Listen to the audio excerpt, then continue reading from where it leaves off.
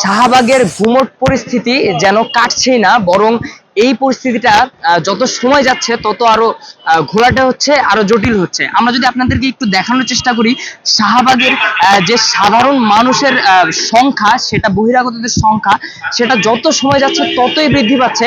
এবং এই মুহূর্তে আমরা যদি একটু দেখাতে চাই আপনাদেরকে যে পুলিশের যে অবস্থান সেটা আরো কঠোর হচ্ছে এবং পুলিশ তীব্রভাবে তাদের যেই, এবং আমরা এখন দেখতে পাচ্ছি যে পুলিশের যে ডিসি মাসুদ রমনা থানার জোনের, তিনি নিজেও শাহবাগের এখানে উপস্থিত হয়েছেন দর্শকদের আসলে ভিড় সমাগম সেটাকে আটকাতে।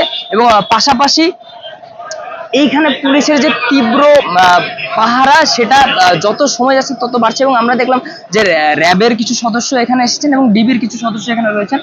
আসলে শাহবাগের পরিস্থিতি ততটা উত্তপ্ত সেটা বলা যাবে না, তবে পরিস্থিতিটা যে একটু গুমট সেটা বলা যেতেই পারে। মানুষের ভিড় যেমন কমছে না, বরং সময়ের সাথে সাথে সেই ভিড়টা যেমন বাড়ছে, তেমনি পুলিশ সদস্যদের সংখ্যাও তেমনি বাড়ছে। কিছুক্ষণ আগে আমরা দেখতে পেলাম যে শাহবাগের থানার ভিতর থেকে কিছু পুলিশ সদস্য নতুন করে এসে যুক্ত হলেন এই পাহারা দেওয়ার জন্য।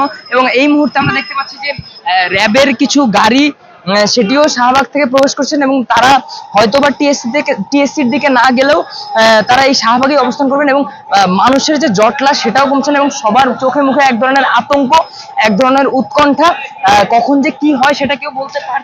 বসুন্ধরা টিস্যু, অশুদ্ধতার বিরুদ্ধে এক বিন্দুও ছাড় নয়, সেটা কেউ বলতে পারছে না। এবং এই মুহূর্তে আমরা দেখছি বেশ বড় সড়ো রকমের কিছু পুলিশের সাজোয়া যান সেগুলোও ঢুকছে।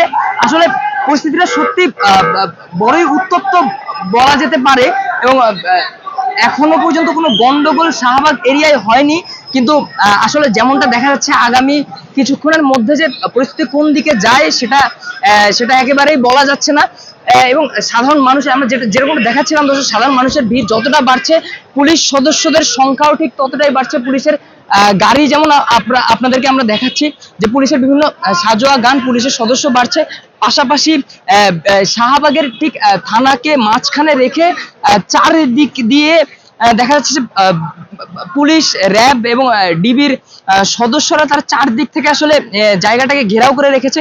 এবং এইদিকে এই পাশটায় যেমন পুলিশ রয়েছে, সেরকম ওই পাশটায় র্যাব কিংবা বিজিবির সদস্য রয়েছে। এবং টিএসসির আসলে সর্বশেষ খবর আমাদের কাছে এখনো পৌঁছায়নি, তবে ফলাফল এখনো হয়নি, ভোট গণনা চলছে।